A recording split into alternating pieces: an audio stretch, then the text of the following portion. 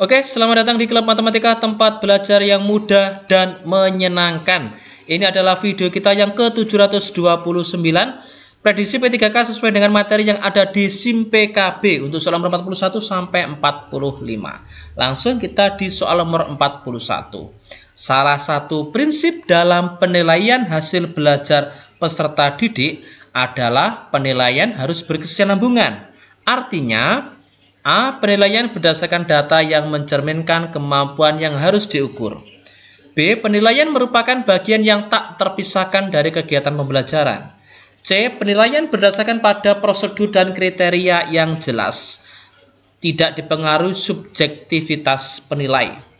D. Penilai harus berkesinambungan oleh pendidik untuk semua aspek kompetensi. Atau E. Penilaian dapat dipertanggungjawabkan baik dari segi teknis, prosedur maupun hasilnya. Oke, di sini yang ditanyakan adalah salah satu prinsip dalam penilaian, yaitu tentang prinsip berkesinambungan. Nah, prinsip berkesinambungan di sini merupakan menyeluruh dan berkesinambungan. Artinya di sini penilaian yang dilakukan oleh pendidik harus mencakup semua aspek, ya oke? Mencakup semua aspek kompetensi dengan menggunakan berbagai teknik penilaian yang sesuai untuk memantau perkembangan kemampuan peserta didik.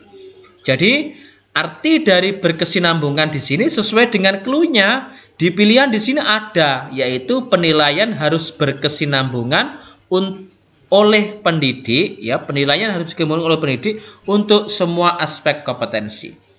Terus yang lain prinsip apa? Kita coba bahas mulai dari yang A.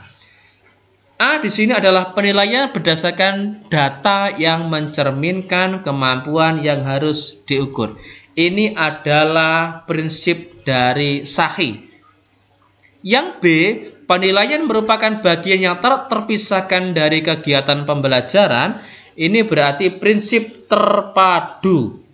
Artinya tidak terpisahkan dari sebuah proses pembelajaran. Yang C, penilaian berdasarkan pada prosedur dan kriteria yang jelas, tidak dipengaruhi subjektivitas penilai. Artinya ini adalah prinsip penilaian yang objektif.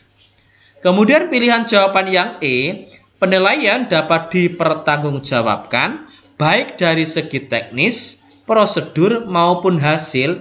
Ini adalah prinsip akuntabel.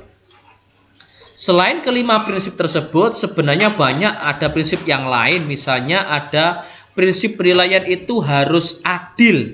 Artinya tidak menguntungkan ataupun merugikan peserta didik. Harus sesuai dengan sebenarnya. Ada juga prinsip terbuka. Artinya prosedur penilaian, kriteria penilaian, dan hasil pengambilan keputusan di sini harus diketahui oleh semua pihak yang berkepentingan.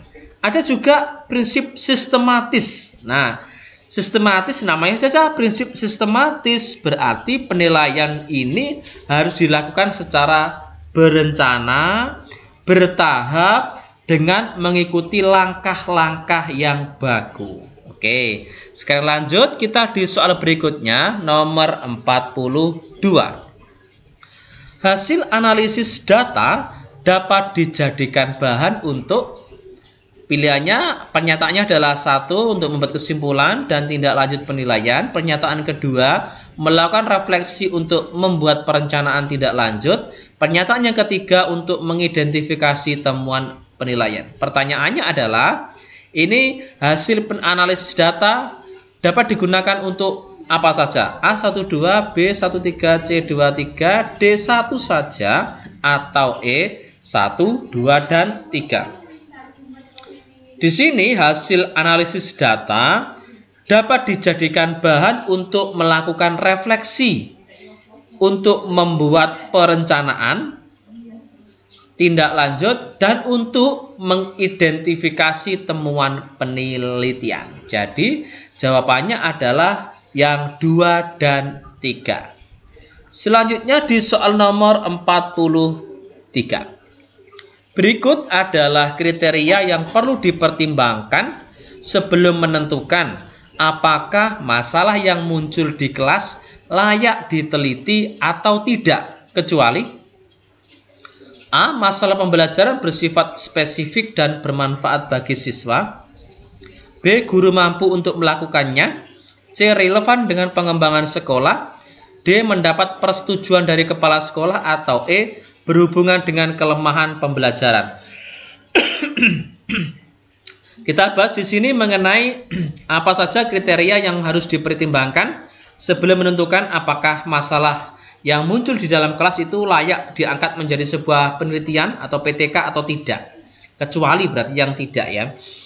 Kalau A jelas di sini harus mencakup tentang masalah pembelajaran yang sifatnya adalah spesifik dan bermanfaat bagi siswa. Berarti ini termasuk dari kriteria dalam menentukan masalah. B. Guru mampu untuk melaksanakannya? Tentu tidak ini. Kalau yang C, relevan dengan pengembangan sekolah, harus. D. Mendapat persetujuan dari kepala sekolah, juga. Atau yang E, berhubungan dengan kelemahan, ya kelemahan ini harus kita pelajari ya, kita kembangkan untuk dijadikan sebagai masalah penelitian, kemudian diperbaiki kelemahan-kelemahan tersebut. Jadi jawabannya adalah pilihan jawaban yang B. Selanjutnya di soal nomor 44. Ada pernyataan pertama, perilaku mengajar guru dalam melaksanakan tindakan perbaikan. Pernyataan yang kedua, suasana dan perilaku belajar siswa selama berlangsung tindakan perbaikan. Yang ketiga, intensitas catatan penilaian yang dibuat atau ditulis oleh pengamat. Observasi yang dilakukan oleh pengamat luar atau biasa disebut sebagai teman sejawat dalam PTK difokuskan kepada pernyataan apa saja? A, B, C, D, atau E. Di sini observasi yang dilakukan oleh teman sejawat dalam penelitian tindakan kelas itu difokuskan pada bagaimanakah perilaku guru saat mengajar. Oke. Dalam melaksanakan tindakan-tindakan perbaikan pembelajaran. Itu yang mencatat atau mengamati adalah teman sejawat. Selain itu, teman sejawat juga meneliti atau mengobservasi tentang bagaimanakah suasana atau perilaku siswa selama tindakan terjadi atau selama pembelajaran. Jadi, di sini observer atau pengamat luar atau biasa disebut dengan teman sejawat itu mengamati atau mengobservasi kegiatan guru dan kegiatan siswa. Jadi pilihannya adalah yang A. Lanjut di soal nomor 45. Salah satu kesulitan yang dialami oleh anak yang memiliki kelainan fisik adalah kesulitan berpartisipasi yang dapat dilihat pada contoh berikut. A. Susi sangat lamban dalam merespon informasi yang diterima dari luar. Apakah ada kelainan di sini? Tidak ya. B. Dini berbadan besar, tidak dapat mengikuti kegiatan olahraga dengan baik. C. Rudi tidak dapat mengikuti kegiatan yang diadakan oleh kelasnya karena keterbatasan gerak tubuhnya. D. Karena merasa rendah diri dengan keadaan tubuhnya, maka Rina sering merasa malas untuk belajar. Atau E. Bayu tidak masuk sekolah karena takut berpidato di depan kelas. Oke, kalau kita lihat di pilihan jawaban yang C, Rudi tidak dapat mengikuti kegiatan yang diadakan oleh kelasnya karena keterbatasan gerak tubuh. Lihat kalimatnya, karena keterbatasan gerak tubuh. Di sini menunjukkan bahwasannya anak mengalami kesulitan yang dialami karena atau disebabkan memiliki kelainan fisik. Jadi jawabannya adalah pilihan jawaban yang C, seperti itu. Oke. Kita buat klub matematika Go ASN ya, silakan bergabung dengan kami jika ingin bergabung. Ini adalah bimbel kami untuk persiapan dalam menghadapi tes P3K.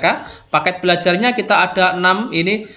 Seri belajar interaktif, kita berikan ada mentor-mentornya, ada soal-soal yang kita berikan hot, kita berikan tryout secara rutin. Kemudian setiap hari kita ada kuisnya. Ada mini tryout yang kita adakan setiap minggu dan kita berikan rapot bulanannya. Jadi gitu ya. Free juga untuk aplikasi yang ada di Play Store ya. Jadwalnya seperti ini. Nah, ini adalah jadwal kita di sesi belajar interaktifnya bersama klub matematika Go ASN. Bimbingan dimulai sejak Anda mendaftarkan diri sampai tes P3K ini dimulai atau sekitar bulan Agustus 2021. Ayo gabung sekarang juga. Informasi selengkapnya ada di nomor ini, silakan dihubungi. Klik di kolom deskripsi juga kita sudah sediakan untuk linknya. Kemudian fasilitas tersebut hanya Rp200.000 sekali daftar saja. Kita bimbing mulai saat Anda mendaftar sampai tes tersebut dimulai atau dilaksanakan. Oke, semoga semua informasi dalam video ini bisa bermanfaat untuk kita semua. Jangan lupa berikan like, kemudian yang belum subscribe ya. Semoga bermanfaat. Terima kasih dan tonton kami di video selanjutnya di Klub Matematika, tempat belajar yang mudah dan menyenangkan.